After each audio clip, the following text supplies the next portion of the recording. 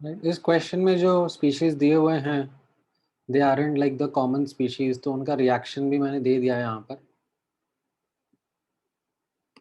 किसका क्या रिएक्शन हो रहा है।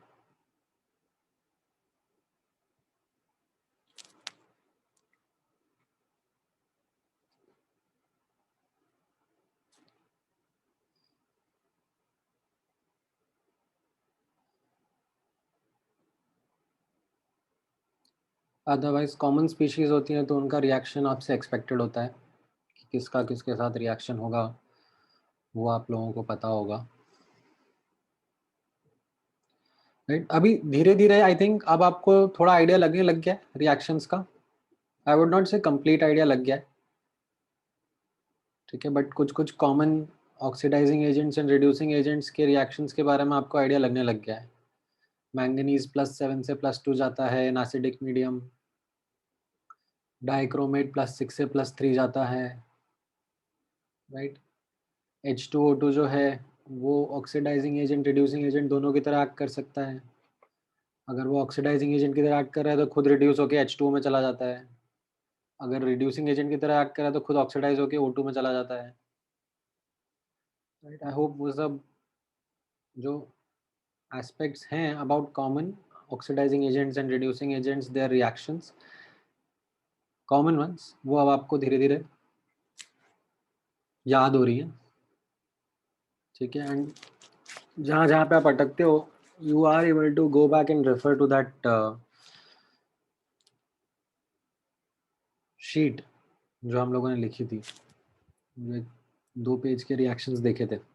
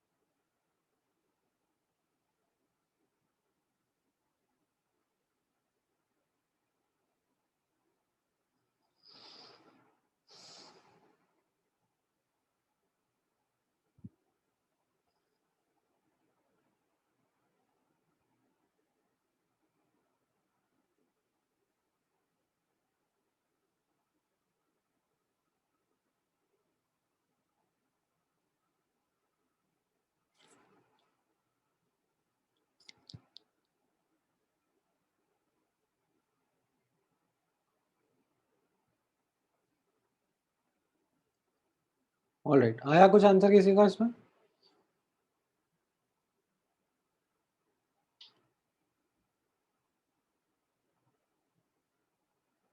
राइट, पहला आपने देखा रिएक्शन, कैसे कैसे ऑक्सीडेशन स्टेट्स चेंज हो रहे हैं।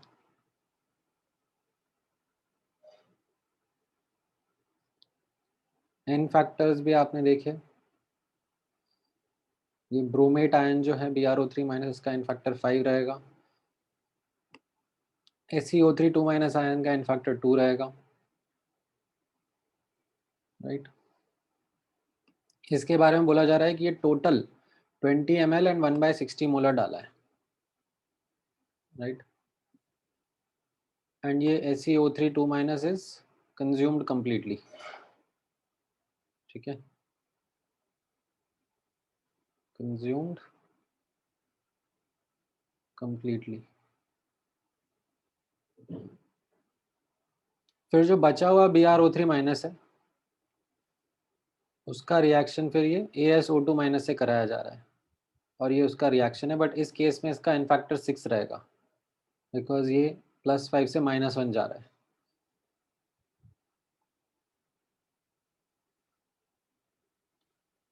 राइट।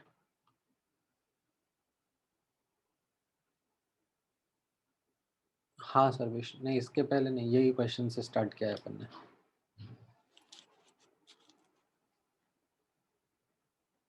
ये एक्चुअली पिछली क्लास के नोट्स में था, बट डिस्कस नहीं कर पाए थे, तो I am just closing this.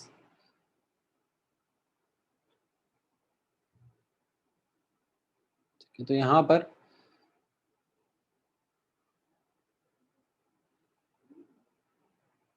Now you can understand कि ये किस तरीके से है। BrO3 minus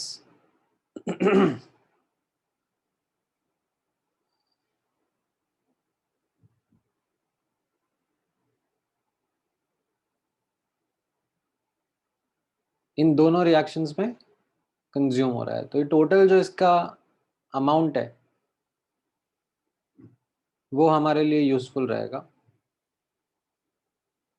right. However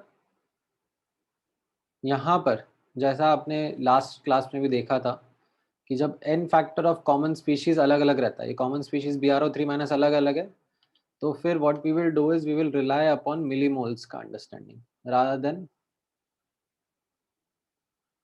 equating equivalents, ठीक है, और एडिंग इक्विवेलेंट्स हम लोग मिलीमोल्स में एनालिसिस करना प्रेफर करेंगे। What would I mean by that analysis in millimoles, मतलब यहाँ पर in the first reaction BrO3 minus के इक्विवेलेंट SeO3 2 माइनस के बराबर कर देंगे, ठीक है, बट उन इक्विवेलेंट से हम लोग BrO3 माइनस के मोल्स निकालेंगे, ठीक है। जो मिलीमोल्स इन BrO3 माइनस इन रिएक्शन 1 है plus millimoles of BrO3 minus in reaction 2 है, उनका एडिशन टोटल मिलीमोल्स के बराबर होगा। अगर ये n फैक्टर सेम होता है ना, had the n factor been same, तो फिर मैं कैसे लिख रहा होता, जैसा मैंने लास्ट क्लास में लिखा था, फिर मैं यहाँ पर मिलीमोल्स की जगह लिख रहा होता equivalent equivalent equivalent, right. But क्योंकि n फैक्टर सेम नहीं है, तो फिर मैं अपना एनालिसिस मिलीमोल्स में करना चाह रहा हूँ, ठीक है, ताकि कोई एम्बिग्यूटी नहीं रहे, क्योंकि अलग अलग n फैक्टर होने की वजह से दिक्कत आ जाती है। अब जो मिलीमोल्स हैं BrO3 माइनस के इन रिएक्शन 1, उनका हम एनालिसिस कर सकते हैं, मतलब फर्स्ट रिएक्शन में हम लोग लिख सकते हैं equivalent of BrO3 minus is equal to equivalent of SeO3 minus, so millimoles of BrO3 minus into वहां पर फर्स्ट रिएक्शन में जो n फैक्टर है, फर्स्ट रिएक्शन में जो n फैक्टर है is equal to millimoles of SeO3 minus into SeO3 2 minus का n factor, तो वो फिर यहाँ से मिलीमोल्स ऑफ BrO3 माइनस मैंने यहाँ फर्स्ट रिएक्शन के यहाँ पे लिख दिए। उसी तरीके से सेकेंड रिएक्शन के जो ये मिलीमोल्स है BrO3 माइनस के, वो कैसे आएंगे, by equating equivalents of BrO3 minus with equivalents of AsO2 minus, and यहाँ पर जो n फैक्टर था वो 6 था, तो 6 into millimoles of BrO3 minus should be equal to n factor of AsO2 minus, that is 5 into उसकी molarity into उसका volume, ठीक है। उससे यहाँ पे मैंने मिलीमोल सब्स्टिट्यूट कर दिया, एंड टोटल जो दिया हुआ था मुझे, राइट, एज पर क्वेश्चन जो दिया हुआ था उसके मैंने बराबर कर लिया, तो इसमें जो आपका अननोन है that is millimoles of SeO3 2 minus, वो आ जाएगा, ठीक है। समझ में आया ये कैसे करा गया?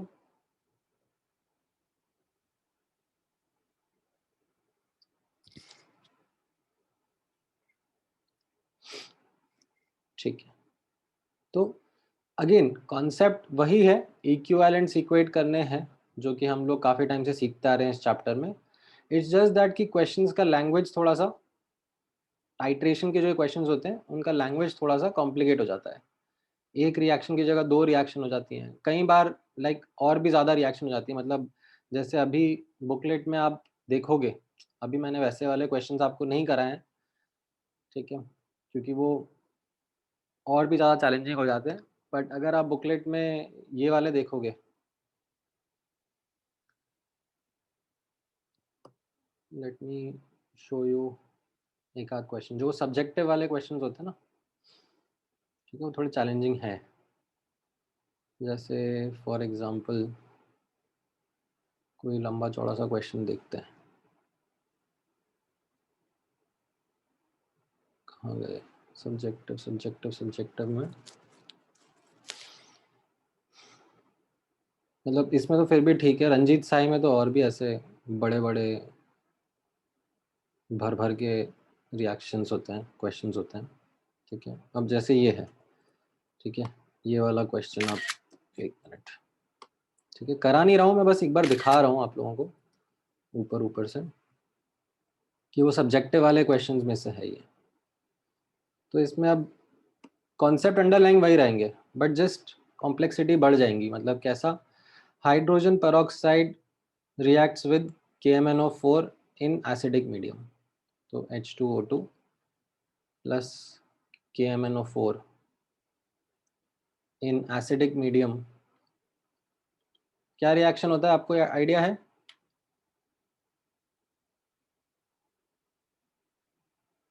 Mn+2 आयंस में चला जाएगा और ये ऑक्सीजन ऑक्सीडाइज होकर, ठीक है, ये पेरोक्साइड वाला ऑक्सीजन ऑक्सीडाइज होकर O2 में चला जाएगा। ठीक है, फिर उसके बाद बोला जा रहा था same volume of KMnO4 solution is decolorized by MnSO4 in neutral medium producing a dark brown precipitate of MnO2। तो ये जो सेम KMnO4 सोल्यूशन है, इसका अलग से भी कोई और रिएक्शन करा रहे हैं, KMnO4 aqueous plus MnSO4 aqueous, ये ऐसा कॉम प्रपोर्शनेशन रिएक्शन करा रहे हैं, इससे MnO2 सॉलिड ऐसे डार्क ब्राउन प्रेसिपिटेट बन जा रहा है। ठीक है, फिर उसके बाद बोला जा रहा है कि ये जो ब्राउन प्रेसिपिटेट है, मतलब ये MnO2, this is dissolved in sodium oxalate. ठीक है, सो ये MnO2 का रिएक्शन कराया जा रहा है Na2C2O4 के साथ में। तो क्या होगा, अगेन यहाँ पे मैंगनीज +2 स्टेट में आ जाएगा और कार्बन जो है वो ऑक्सीडाइज होकर CO2 में चला जाएगा। ठीक है, राइट। और फिर अब आपको पूछा जा रहा है कि इसकी कॉन्सेंट्रेशन क्या है, राइट।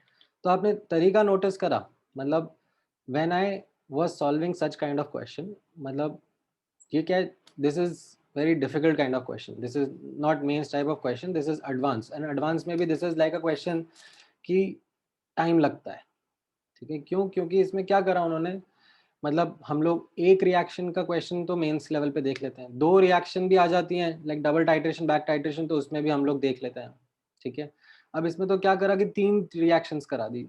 मतलब अगर आप रंजीत साई के 2-4 क्वेश्चन देखोगे तो उसमें 4-4 5-5 रिएक्शंस भी होती हैं, कि पहले ये कर देते हैं, फिर ये कर देते हैं, फिर ये कर देते हैं, फिर ये कर देते हैं। मतलब ठीक है, वो डिफिकल्टी बढ़ाने का तरीका हो गया बस। तो इनको जो करने का तरीका होता है वो कुछ इस तरीके से ही रहता है, that you read sentence by sentence and try to make sense of what is happening. ठीक है, मतलब यहाँ पर ये एक सेपरेट रिएक्शन है और ये दो एक तरीके से डबल टाइट्रेशन की तरह हो गए, कि इस रिएक्शन का जो प्रोडक्ट है उस प्रोडक्ट को फिर अगली बार वापस से रिएक्ट कराया जा रहा है। तो कोई दिक्कत नहीं है, समझ लिया हमने। फिर अब बरा अल्टीमेटली कॉन्सेप्ट तो वही यूज करना है, इक्विवेलेंट बराबर इक्विवेलेंट, राइट।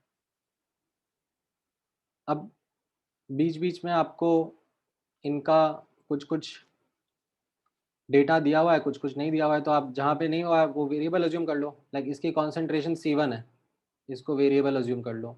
वॉल्यूम इसका दिया हुआ है 20 ml, इसका कॉन्सेंट्रेशन C2 है, ये भी नहीं पता है, इसका वॉल्यूम दिया हुआ है 20 ml। ठीक है, फिर यहाँ पर सेम वॉल्यूम, ठीक है, 20 ml यूज़ किया हुआ है और सेम सोल्यूशन है, तो वही C2 कॉन्सेंट्रेशन का ही है। और ये किसके साथ रिएक्ट करा रहे हैं, MnSO4 के साथ में। ठीक है, MnSO4 का वॉल्यूम दिया हुआ है 10 ml, इसका कॉन्सेंट्रेशन भी नहीं पता। ठीक है, बट बनेगा उससे कुछ ना कुछ MnO2। फिर वो MnO2 को हम लोग लाइक जो यहाँ ऊपर से आएगा उसको यहाँ लिखेंगे और फिर रिएक्ट करेंगे किसके साथ में, ऑक्जिलेट के साथ में। 10 ml और 0.2 मोलर लिखा हुआ है ये, राइट। तो अब इनको आपस में कनेक्ट करते जाएंगे और फिर अल्टीमेटली मोलारिटी फाइंड करेंगे। ठीक है, इक्विवेलेंस बराबर इक्विवेलेंस कर रहे हैं। एन फैक्टर का ध्यान रखना है, जहाँ पर एन फैक्टर अलग अलग है वहाँ पर you have to take caution, use moles या मिली मोल्स। मतलब जैसे यहाँ पर इन दोनों रिएक्शन में जो MnO2 कॉमन स्पीशीज है उसका एन फैक्टर अलग अलग आने वाला है, ऊपर क्योंकि कॉम प्रपोर्शनेशन हो रहा है, नीचे यहाँ पर नॉर्मल रेडॉक्स रिएक्शन हो रहा है, तो वो चीज़ का आपको ध्यान रखना रहेगा। ठीक है, तो acid base double titration with phenolphthalein and methyl orange as indicator। ठीक है, ये एक स्पेशल केस है जिसके ऊपर हम लोग अलग से डिस्कशन कर रहे हैं। क्या है ये, कैसा है ये, थोड़ा सा आयोनिक इक्विलिब्रियम का भी नॉलेज लगेगा।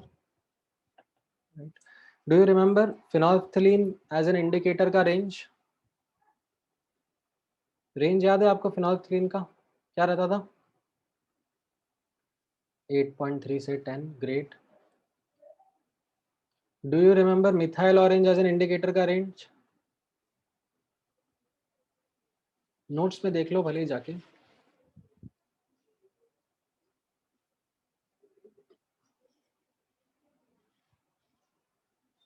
मिथाइल ऑरेंज का रेंज क्या होता था?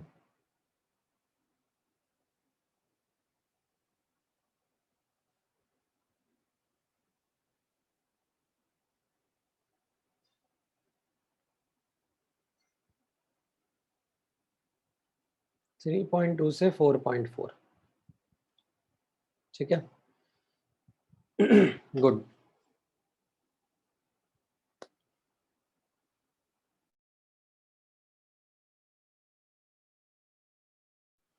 हाँ,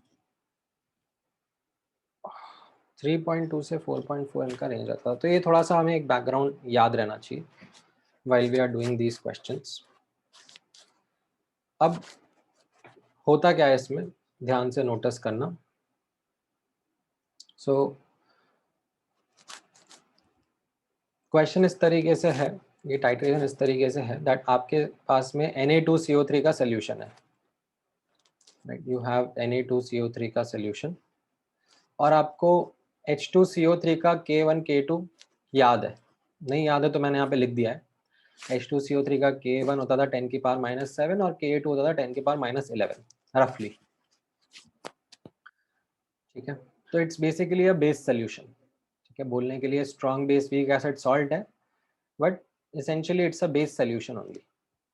Na plus spectator ion है जो CO3 2 minus है, that's a conjugate weak base. तो अब इसको टाइट्रेट अगर करना है तो हम इसमें एसिड सोल्यूशन डालेंगे.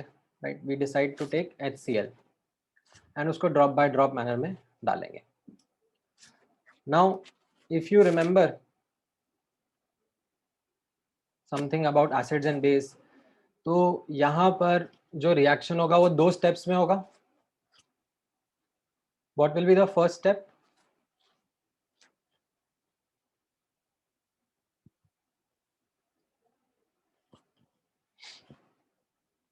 बताओ याद करके, what will be the first step reaction over है?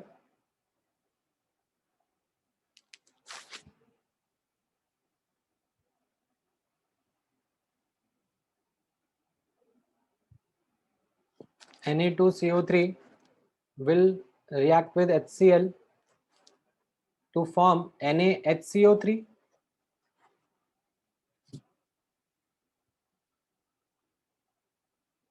राइट, जैसे याद हो तो आपने वो वाला टाइट्रेशन देखा था ना जिसमें H2CO3 और NaOH का रिएक्शन होता था. ये अपन ने आयनिक इक्विलिब्रियम चैप्टर में देखा था, H2CO3 और NaOH का. तो ये भी तो 2 स्टेप में होता था. पहले NaHCO3 बनता था, फिर अगर आप और NaOH डालोगे तो फिर Na2CO3 बनता था. याद आ रहा है?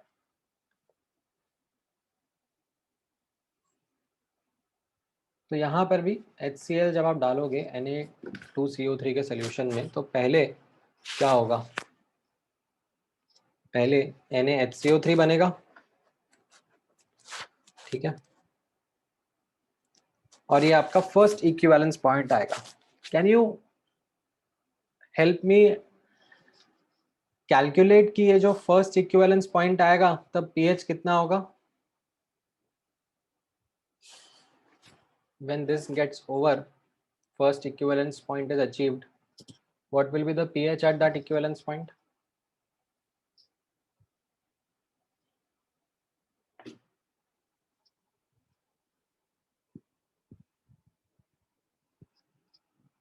मैं हेल्प कर देता हूँ थोड़ा सा. ये पूरा कंज्यूम हो जाएगा, ये पूरा कंज्यूम हो जाएगा, ये तो यूजलेस है. ठीक है, राइट, ये आपका फॉर्म हो जाएगा. अब ये क्या है? What is this species? Do you remember which scenario is this?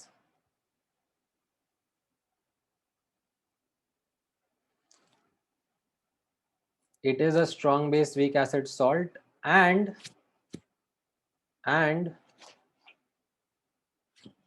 it is amphiprotic.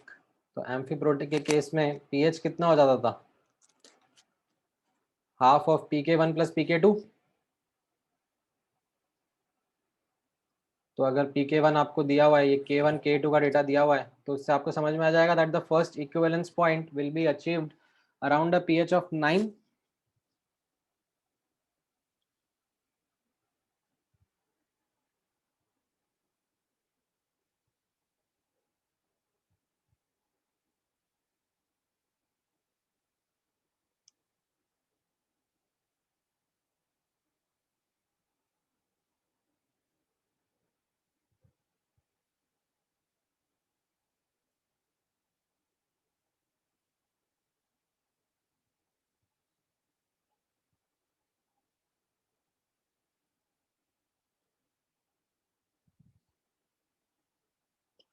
है ना,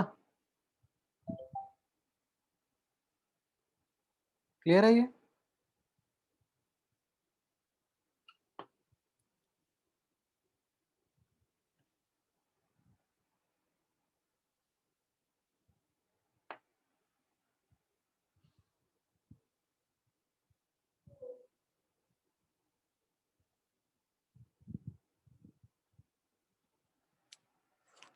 अच्छा, अब फिर इसके बाद में यहाँ पर, ठीक है, इस इक्विवेलेंस पॉइंट को अगर मुझे आइडेंटिफाई करना है तो I should use phenolphthalein as a indicator, because phenolphthalein का रेंज 8.3 से 10 है, तो इस 9 के pH के around sharp change of colour observe हो जाएगा, राइट?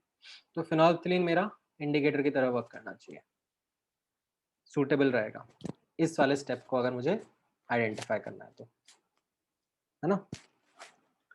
अब अगर मैं और HCl डालूंगा तो फिर नेक्स्ट रिएक्शन स्टार्ट हो जाएगा. What will be the next reaction? ये जो NaHCO3 है ये HCl के साथ रिएक्ट करना शुरू करेगा, क्योंकि है तो ये एम्फीप्रोटिक स्पीशीज ना, तो अगर मैं इसमें स्ट्रॉन्ग एसिड डाल दूंगा तो ये बेस की तरह एक्ट करने लग जाएगा, है कि नहीं? एंड ये H2CO3 और NaCl बनाएगा.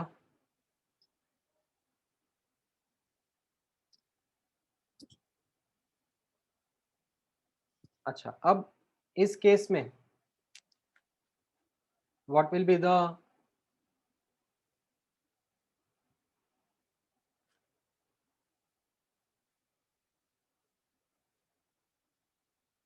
pH around the equivalence point? Any guess? ठीक है, कॉन्सेंट्रेशन का डेटा नहीं है आपके सामने, ठीक है, मुझे कॉन्सेंट्रेशन का डेटा देना चाहिए था, ठीक है, बट लेट्स से नॉर्मल सा कुछ अज्यूम कर लेते हैं.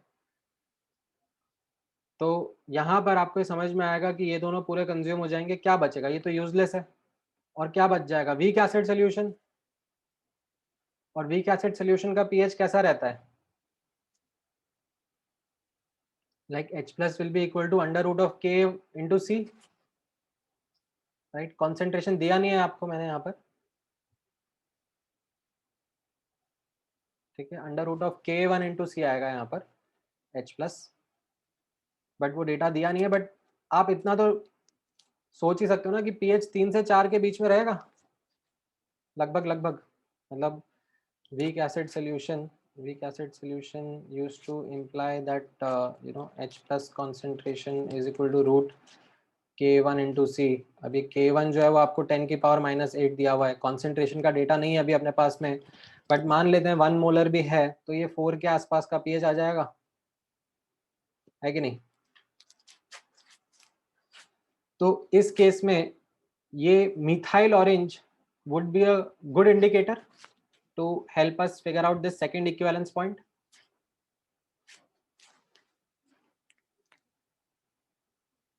है कि नहीं?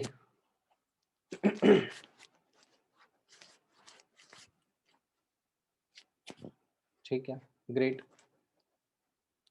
नाउ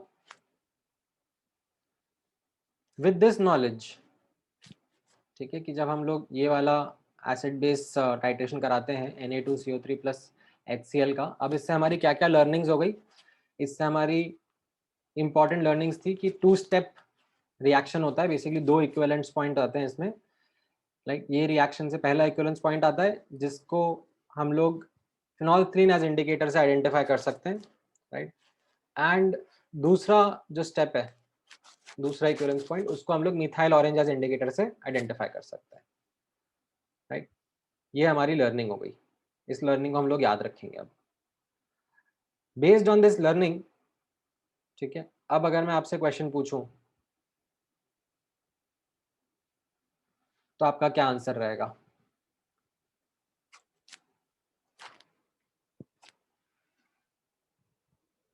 सोचो और बताओ जरा।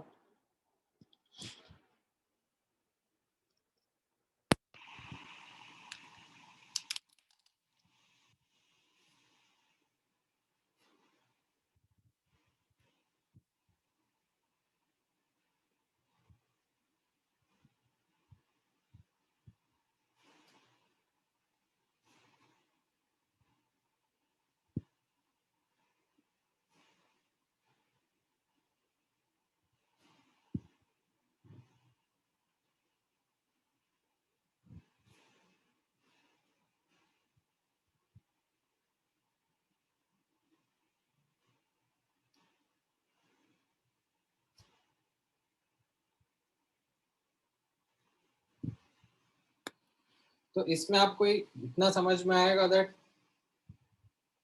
फिनोल्फ्थलीन इंडिकेटर है।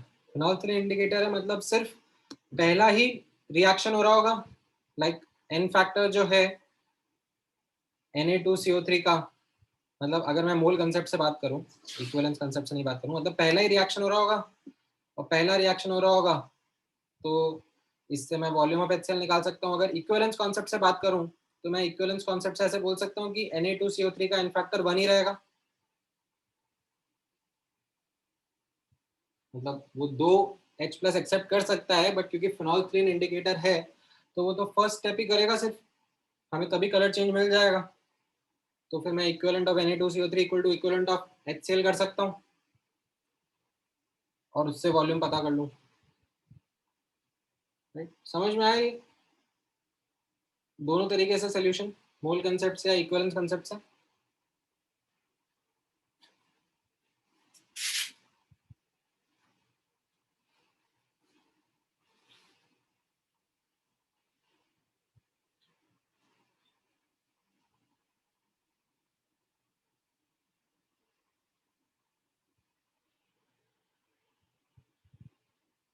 Is this clear?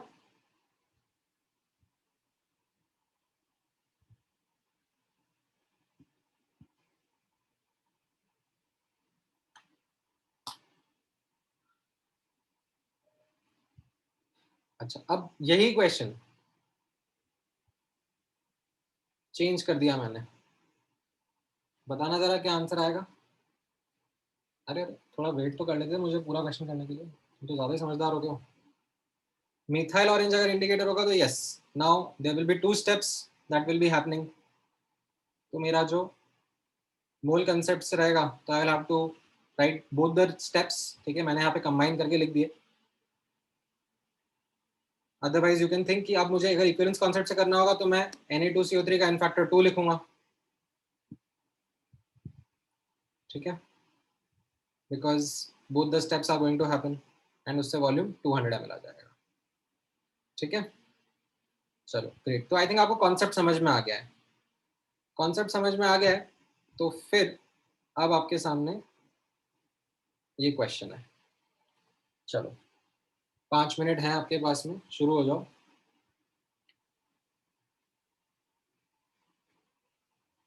और मुझे बताओ थोड़ा सोच के समझ के क्या आंसर रहेगा।